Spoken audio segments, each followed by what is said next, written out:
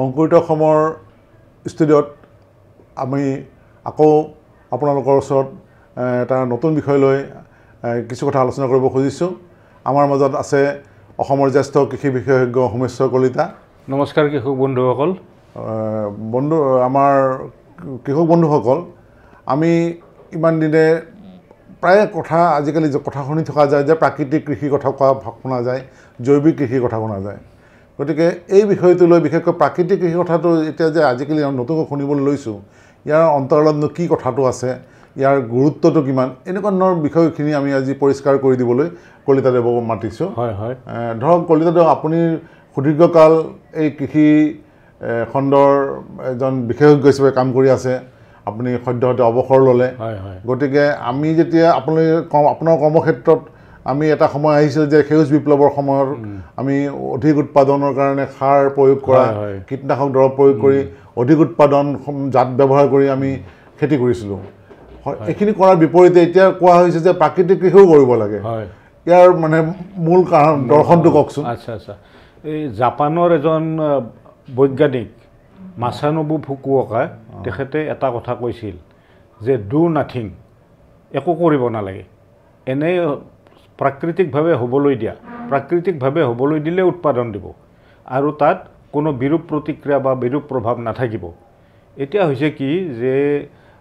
পলিউশ্যনৰ কাৰণে যিটো সমস্যা হৈছে, পৰিৱেশ প্ৰদূষণৰ যিটো সমস্যা, পৰিৱেশ প্ৰদূষণৰ সমস্যাটো এতিয়া সাংঘাতিক ধৰণৰ এটা বিৰূপ প্ৰভাৱ পৰি আছে, যিটোৰ কাৰণে আজি জলবায়ুৰ পৰিৱৰ্তন হৈছে। জনস্বাস্থ্যতো প্ৰভাৱ পৰিছে, জনস্বাস্থ্যত ডাইৰেক্টলি প্ৰভাৱ পৰিছে।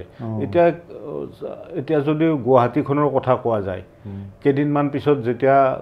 ধূলিৰ ধুমুহা হ'ব, ধূলিৰ ধুমুহা হ'লে ধূলিৰ ধুমুহাৰ লগত এটা বস্তু থাকিব, চিমেণ্টিং প্ৰডাক্ট কিছুমান থাকে।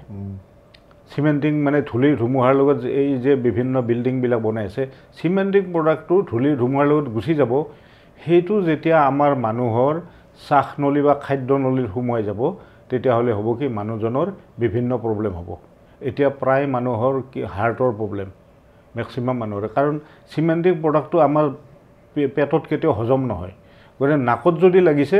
নাকত সেইটো এটা চিমেণ্টিং লেয়াৰ হৈ যায়, চিমেণ্টিং লেয়াৰ হৈ পেলাই সেইটো মানে আৰু হজম নহয়। ধূলি বালিটোৰ কথাটো নাছিলে, কিন্তু যথেষ্টখিনি যদি গছ গছনি থাকে, প্ৰাকৃতিকভাৱে গছ গছনি থাকিলে সেই অঞ্চলটোত কিন্তু ধূলিৰ ধুমুহা নহয়, ধুমুহা হ'ব কিন্তু ধূলিৰ ধুমুহা নহয়। বা আজি জংঘলৰ যদি ইক'চিষ্টেমৰ কথাটো আমি আলোচনা কৰোঁ, জংঘলৰ ইক'চিষ্টেমত কিন্তু ফল মূলবিলাক এনে ফল দি আছে, সাংঘাতিক ধৰণে উৎপাদন দি আছে, কাৰণ তাত হিউমাছৰ পৰিমাণটো যথেষ্ট বেছি।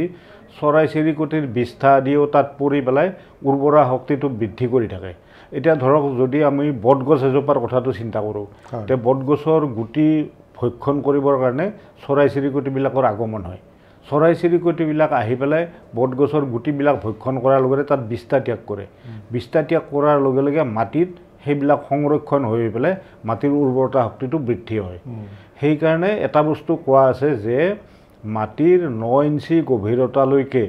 মাটি খান্দি লৈ পেলাই, বটগছৰ তলৰ মাটি খান্দি লৈ পেলাই যদি 15 কিলো মাটি উলিয়াই 1 একৰ মাটিত ছটিয়াই দিয়া যায়, তেতিয়াহ'লে সেই মাটিৰ উৰ্বৰতা শক্তিটো বৃদ্ধি পাব। কিহৰ কাৰণে হয় সেইটো, যে এছেঞ্চিয়েল বেনিফিচিয়েল মাইক্ৰ' অৰ্গেনিজিম যথেষ্ট পৰিমাণে থাকে, উপকাৰী জীৱাণুবিলাক থাকে। হয়, তাৰ উপকাৰী জীৱাণুবিলাক থাকে। গতিকে সেইবিলাক যেতিয়া বিস্তাৰ হ'ব, মই মাটিত ছটিয়াই দিম, বিস্তাৰ হ'ব, বিস্তাৰ হৈ গ'লে মাটিৰ উৎপাদিকা শক্তিটো বৃদ্ধি হয়। গতিকে উৎপাদন আৰু উৎপাদিকা এইটো ডাইৰেক্টলি ৰিলেটেড। আৰু আমি এতিয়া জৈৱিক কৃষিৰ কথালৈ গৈ আছোঁ বা প্ৰাকৃতিক কৃষিৰ কথালৈ গৈ আছোঁ। গতিকে জৈৱিক কৃষিৰ ফিলচফিটো মানে এই প্ৰাকৃতিক কৃষিৰ লগত ডাইৰেক্টলি ৰিলেটেড হয়, ডাইৰেক্টলি ৰিলেটেড। গতিকে আমি জৈৱিক কৃষিলৈ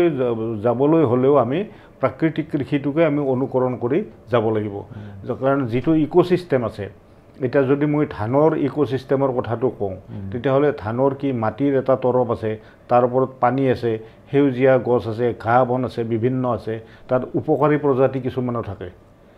অনিষ্টকাৰীটোও থাকে, অনিষ্টকাৰীৰ লগত উপকাৰী প্ৰজাতিটোও থাকে। গতিকে অনিষ্টকাৰীটোক ডমিনেট কৰাৰ কাৰণে উপকাৰী প্ৰজাতিবিলাক থাকে। এতিয়া আজিকালি মানুহবিলাকে কেৰকেটুৱাৰ প্ৰব্লেমৰ কথা কয়, বান্দৰৰ প্ৰব্লেমৰ কথা কয়। কিহৰ কাৰণে হৈছে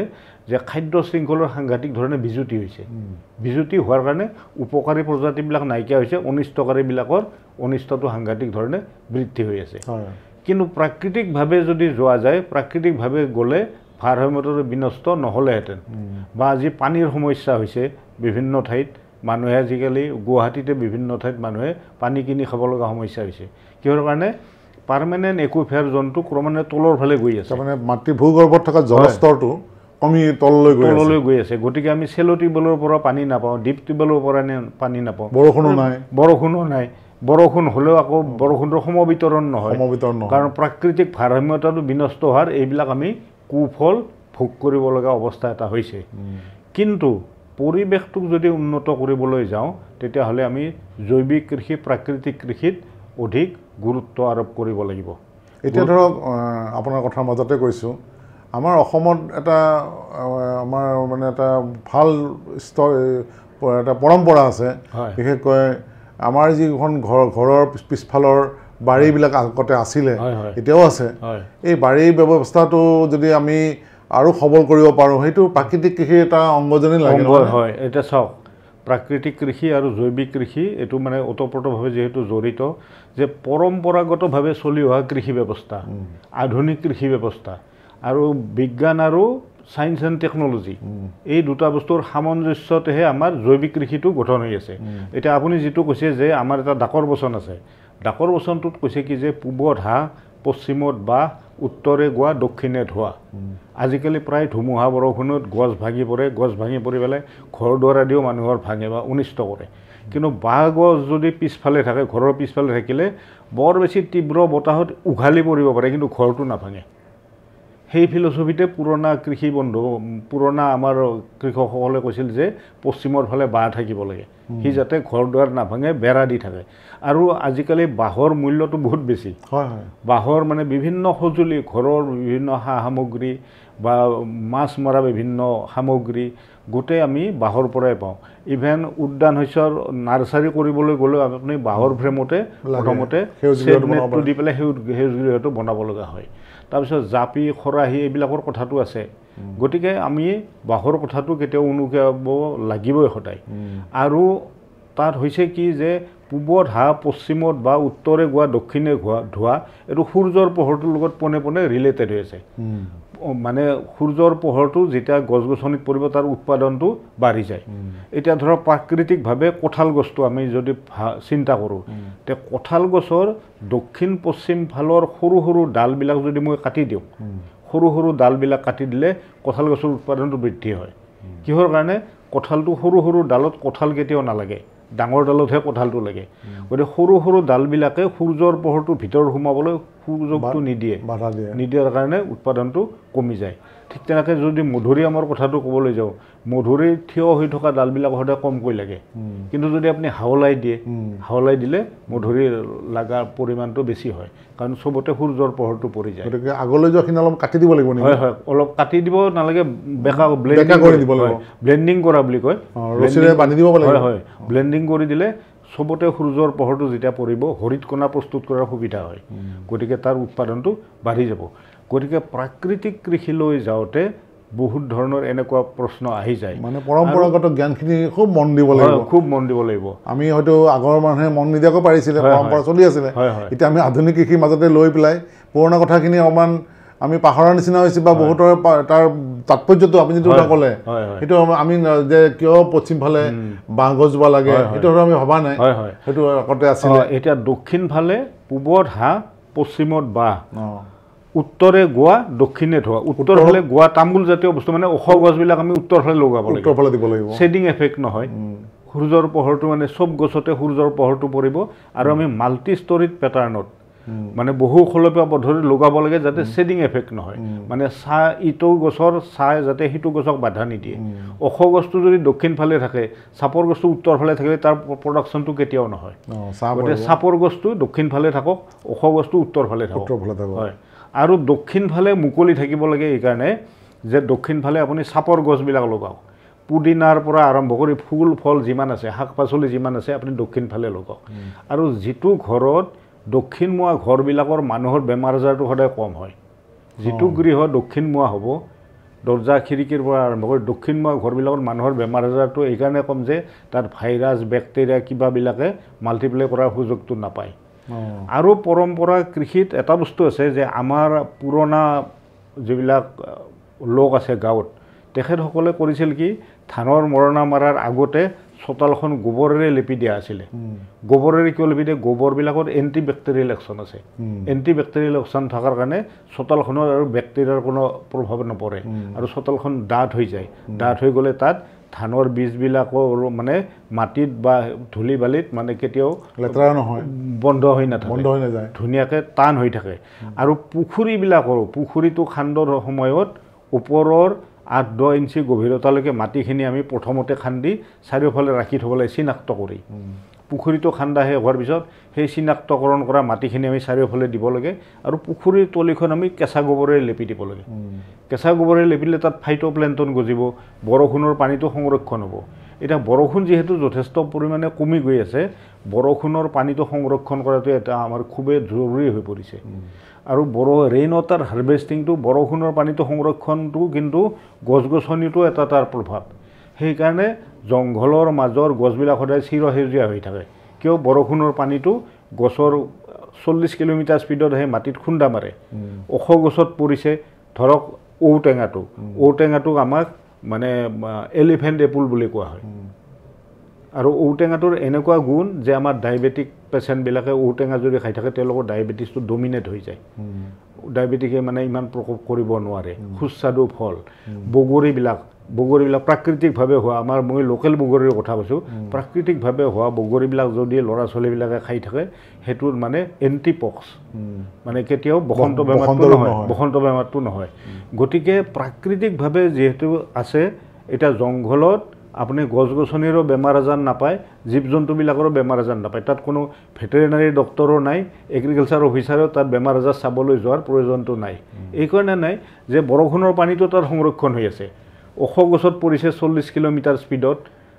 মধ্যমীয়া চাপৰ গছত পৰিছে শ্ৰাপ টাইপৰ গছত পৰিছে ক্ৰিপাৰ টাইপৰ গছ চবতে পৰি শিপাৰ ফাকৰ মাজেৰে তললৈ নিগৰি গৈ থাকে নিগৰি গৈ থাকিলে মাটিৰ মইশ্চাৰাইজেশ্যনটো বাঢ়ি যায় মাটিৰ মানে জীপাল হৈ থাকে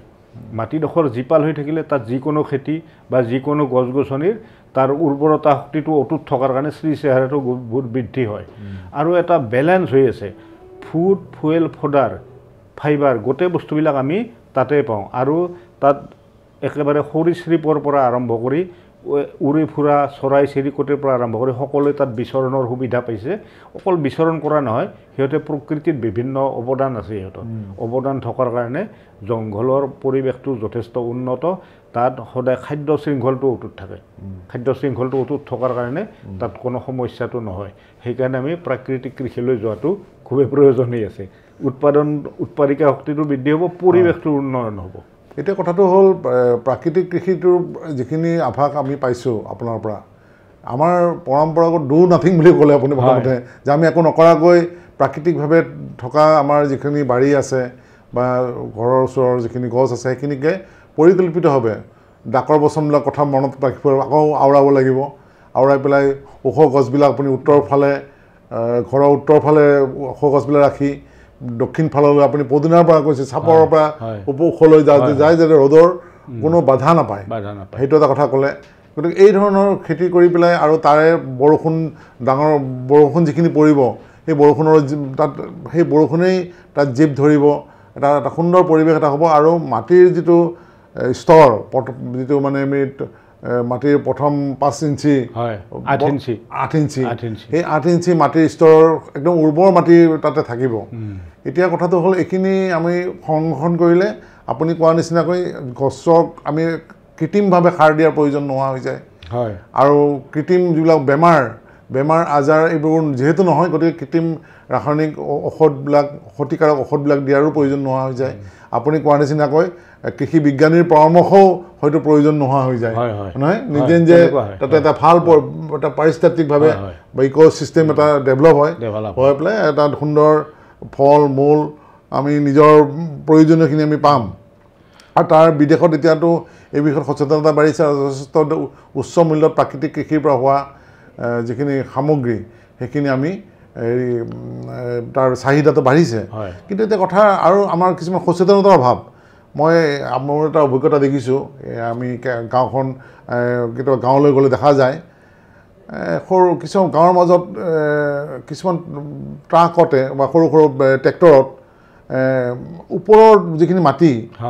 আমাৰ আপুনি 8 ইঞ্চিৰ কথা ক'লে সেই মাটিখিনি কিনি লৈ যায়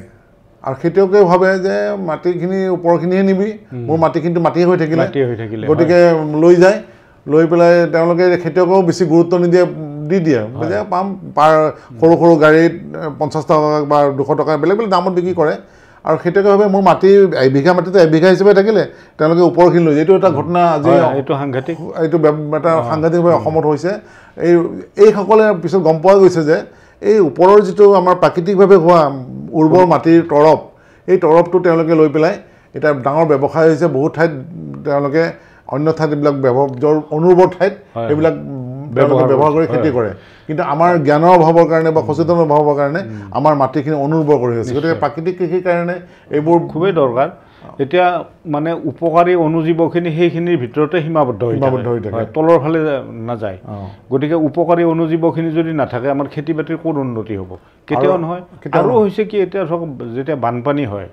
বানপানী হ'লে কিছুমান ঠাইত একেবাৰে সাংঘাতিক ধৰণে বালি মাটি পৰি যায় বালি মাটি পৰিলে কিন্তু খেতি বাতি নহয় ক'ৰবাত পলস পৰি যাব পলস পৰিলে আকৌ সেইটো মানুহে আশীৰ্বাদ বুলি ভাবে বালি পৰি গ'লে অভিশাপ বুলি ভাবে কিন্তু আমি অভিশাপটোকো আশীৰ্বাদলৈ কেনেকৈ লৈ যাব পাৰোঁ সেইটো কিছুমান নিয়ম আছে আমাৰ কৃষি বিজ্ঞানীসকলে মানে এইবিলাক কথা তেখেতসকলে আৱিষ্কাৰ কৰা বস্তু তে হৈছে কি যদি বালি পৰি গৈছে যে মই নিৰাশ হৈ গৈছোঁ মোৰ খেতি বাতি নহ'ব নহয় খেতি বাতি হ'ব চিলেকশ্যনটো আপোনাৰ মূল চিলেকশ্যনটো কেনেকুৱা আপুনি থলুৱা জাতৰে লগ থলুৱা মানে প্ৰাকৃতিক কৃষিত থলুৱা জাতটোহে কিন্তু খেতি বাতি কৰিবলৈ দিছে বা থলুৱা গৰুটোকহে আমাৰ ৰক্ষণাবেক্ষণ দিবলৈ কোৱা হৈ আছে গতিকে হৈছে কি আপুনি ধৰক গোটেই বালি মাটি পৰি গৈছে 6 ফুট বা 7 ফুট দূৰত্বত আপুনি 1.5 ফুট দকৈ গাঁত খান্দক 1.5 ফুট দকৈ গাঁত খান্দি তাতে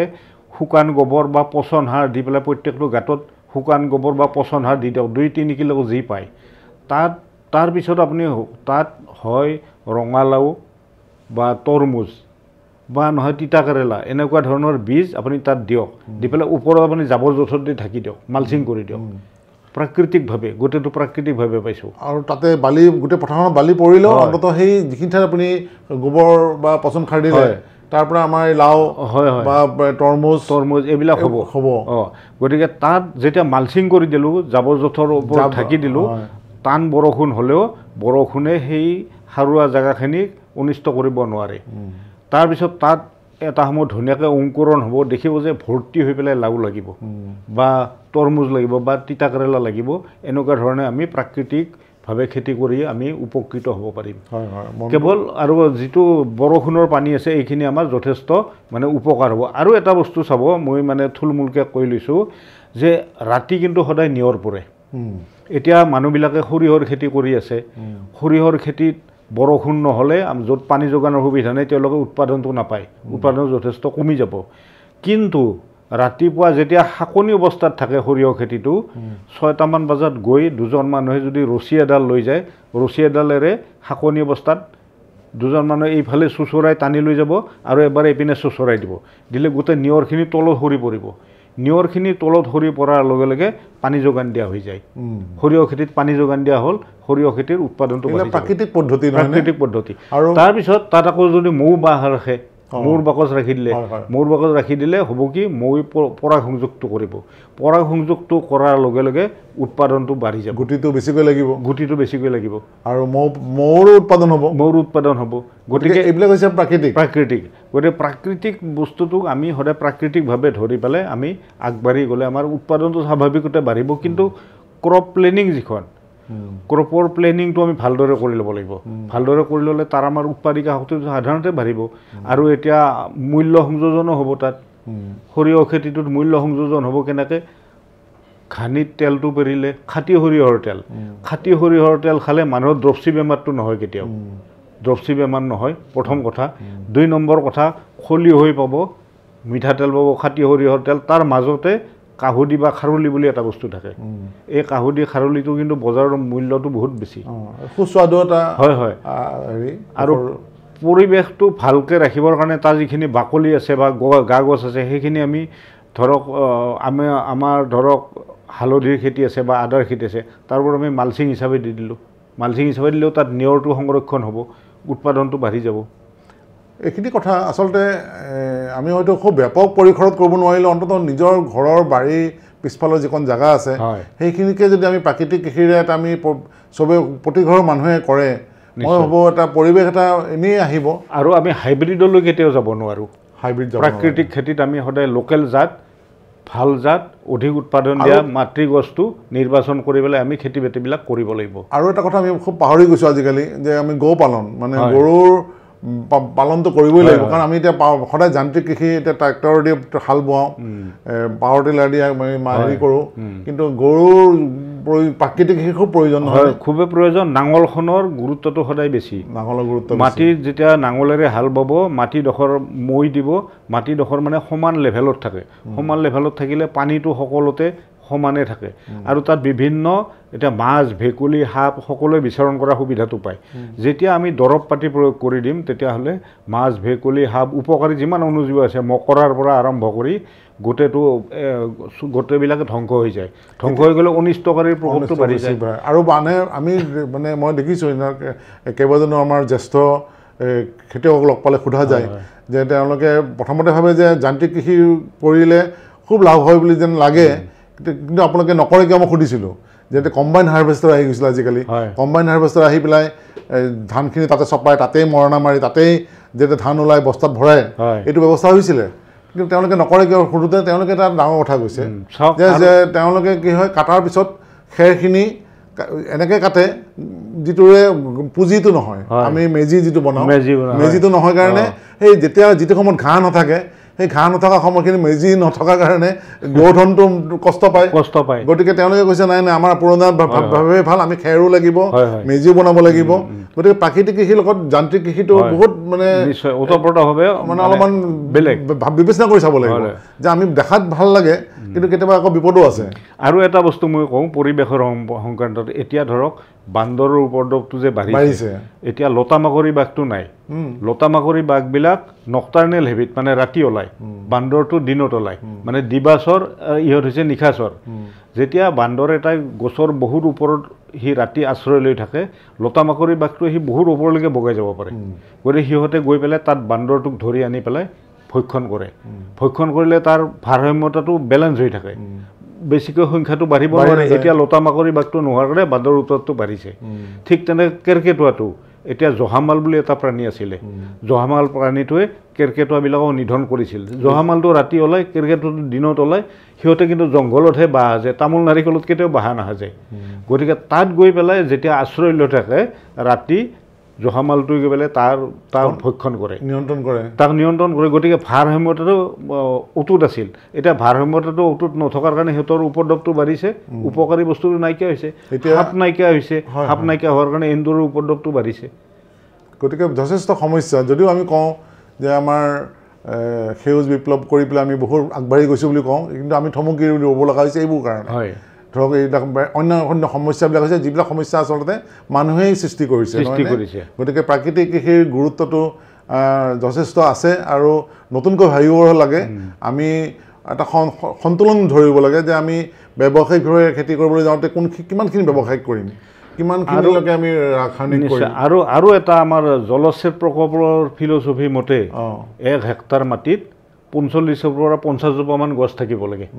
কিন্তু ব্যৱহাৰিক ক্ষেত্ৰত এতিয়া 7-8 জোপামান গছহে আছে এতিয়া গছ এজোপাৰ 2 লাখ পাতযুক্ত গছ এজোপাই এটা ঋতুত 40,000 লিটাৰ জলীয় ভাৱ বায়ুমণ্ডলত এৰি দিয়ে সেইবিলাক নহয় আৰু গছজোপাৰ কেনপিটোত 6 পৰা 8 ডিগ্ৰী উত্তাপ নিয়ন্ত্ৰণ হৈ থাকে আৰু চৰাই চিৰিকটি থাকে সেইবিলাক নহয় হৈছে গোটেই উপকাৰীবিলাক এতিয়া পলিনেশ্যনৰ সমস্যা হৈছে পৰাগ সংযোগৰ সমস্যা হৈছে এতিয়া চাওক আমাৰ প্ৰকৃতিত এটা বস্তু আছিলে এই বস্তুটো হৈছে কি জোনাকী পৰুৱা এই সময়ত জোনাকী পৰুৱাটো ওলায় এতিয়া আপুনি প্ৰায় জোনাকী পৰুৱাটো দেখিবলৈ নাপায় তাৰমানে এতিয়া জোনাকী পৰুৱাৰ বস্তুটো হৈছে কি যে তাত সিহঁতে লুচিফেৰাছ আৰু লুচিফেৰিন বুলি দুটা বস্তু আছে সিহঁতৰ দেহৰ পিছফালে লুচিফেৰাছটো হৈছে এটা এনজাইম সি পোহৰ বিলায় আৰু লুচিফেৰিনটোৱে সেই পোহৰটোক নিয়ন্ত্ৰণ কৰে 90% পোহৰটোক নিয়ন্ত্ৰণ কৰাৰ কাৰণে সি মৃত্যুমুখত নপৰে। পোহৰত যিটো উত্তাপ হ'ব সেই উত্তাপত সি মৃত্যুমুখত নপৰে। তাৰ সেইটো সেলফ ডিফেন্স মেকানিজম। গতিকে তাহাঁতৰ সেলফ ডিফেন্স মেকানিজম থকাৰ কাৰণে প্ৰকৃতিত সিহঁতে ধুনীয়াকৈ পোহৰো বিলাইছে, উপকাৰ কৰি আছে, গোটেইটো আছে। এতিয়া সেইবিলাক ক্ৰমান্বয়ে বিলুপ্তিৰ পথত। গতিকে আমি প্ৰকৃতিৰ কথা অজস্ৰ আছে। আমি আপোনালোকৰ নিজৰো জ্ঞান বহুত অভিজ্ঞতা আছে। নিজে নিজৰ ওচৰৰ পথাৰখন বা পুৰণি শৈশৱৰ কথাখিনি যদি মনত পেলায়, এইবোৰ কথা আমি আকৌ ভাবিব লাগিব যে এইবোৰ আমি আকৌ নিজৰ জীৱন ধাৰণত আনিব পাৰোঁ নেকি। গতিকে এনেকুৱা ধৰণৰ কথা আমি এটা আভাস আজি দিবলৈ চেষ্টা কৰিলোঁ, নহয় জানো? আৰু কলিতাদেৱে বহুখিনি তেওঁ উদাহৰণ দিলে। গতিকে আমি অন্ততঃ মই এটাই ক'ব বিচাৰিছোঁ, আমাৰ যি ঘৰত থকা যিখিনি গছ গছনি আছে ঘৰৰ চোতালত বা পিছফালে আগফালে, সেইখিনিতে যদি আমি অকণমান প্ৰাকৃতিকভাৱে কৰিব পাৰোঁ নেকি। আৰু আমাৰ অসমৰ যিটো পৰিৱেশ, অসমত মানে 12 মাহে বিভিন্ন ধৰণৰ ফল মূলবিলাক ওলাই থাকে, বিভিন্ন ফল মূল প্ৰত্যেক গতিকে বতৰৰ ফল মূলবিলাক আমি পাই থাকোঁ, আৰু যিবিলাকৰ এণ্টি অক্সিডেণ্ট আছে, মেডিচিনেল ভেলু বহুত বেছি। কিন্তু গতিকে 12মহীয়া ফলটো যাতে আমি 12 মাহে পাই থাকিব পাৰোঁ, আৰু যদি কিবা কাৰণত নাপাওঁ তাক যাতে সংৰক্ষণো কৰিব পাৰোঁ, এইবিলাক আমি ঘৰুৱাভাৱে কৰিবলৈ যত্ন কৰিব লাগে। ঘৰুৱাভাৱে কৰিলে আমাৰ সুস্বাস্থ্যৰ আমি অধিকাৰী হৈ থাকিব পাৰিম। গতিকে এইবিলাক কথা, আৰু যদি সময় পালে আমি যথেষ্ট কথা ক'লোহেঁতেন, বোধহয় সময় তেনেকুৱা নাই। আমি আৰু যদি আছে মই 2-এটা কথা ক'ব পাৰোঁ। আৰু এজন পূৰ্ণপ্ৰাপ্তবয়স্ক মানুহে এদিনত 400 গ্ৰামমান সেউজীয়া শাক পাচলি আৰু ফল মূল খাব লাগে, আৰু এগৰাকী পূৰ্ণপ্ৰাপ্তবয়স্কা মহিলাই এদিনত 300 গ্ৰামমান সেউজীয়া শাক পাচলি আৰু ফল মূল খাব লাগে। ইয়াৰ ভিতৰত শাক পাচলি সাধাৰণতে সেউজীয়া শাক পাচলিটো 85 গ্ৰামমান খাব লাগে, ফল মূল খাব লাগে 85 গ্ৰামৰ পৰা 120 গ্ৰামমান, মাটিৰ তলৰ উৎপাদন হোৱা পাচলি খাব লাগে আমি 85 গ্ৰামমান, আৰু যিটো পাতজাতীয় আৰু ঠাৰিজাতীয় যিটো পাচলি আছে সেইটো আমি 35-ৰ পৰা 40 গ্ৰামমান খাব লাগে। গতিকে তেতিয়াহ'লে হয় কি, আমাৰ দেহত বেমাৰ প্ৰতিৰোধ ক্ষমতাটো বাঢ়ি যায়। কিন্তু আমি ব্যৱহাৰিক ক্ষেত্ৰত সেইবিলাক আজিকালি পাবলৈ যথেষ্ট দূৰো প্ৰব্লেম হৈ গৈছে, আৰু পাবলৈ নোহোৱা হ'ল। তাৰপিছত আমি আইটিকেবিলাক ব্যৱহাৰ নকৰোঁ, আমি যধে মধে কেমিকেল ব্যৱহাৰ কৰি আছোঁ। এতিয়া বাকলিযুক্ত পাচলিবিলাকৰ আমি বাকলি গুচাই দিলোঁ, বাৰু কিছু বিপদ পৰা মুক্ত হ'লোঁ। কিন্তু শাকবিলাকতো ঔষধৰ অৱশিষ্ট থাকে, কৃত্ৰিম যদি ঔষধ দিয়া পদুনা আমি খাব লগা হয়, তাৰ স্বাস্থ্যজনিত সমস্যা বহুত বাঢ়ি যায়। গতিকে এইবোৰ কথা বিভিন্ন উদাহৰণেৰে আমি এইটোৱে বুজি পাব লাগিব যে প্ৰাকৃতিক কৃষিৰ গুৰুত্ব যথেষ্ট বেছি। আমাৰ এই কৃষি জ্ঞান অনুষ্ঠানত আমি এই বিষয়ে আগলৈ বহুতখিনি কথা আলোচনা কৰি যাম। আশা কৰোঁ আজি এই অনুষ্ঠানত আপোনালোকক কিছু আমি আভাস দিব পাৰিলোঁ, আৰু এই ক্ষেত্ৰত ভালেখিনি কথা কোৱাৰ কাৰণে কলিতাদেউ আপোনাক ধন্যবাদ জনাইছোঁ। নমস্কাৰ।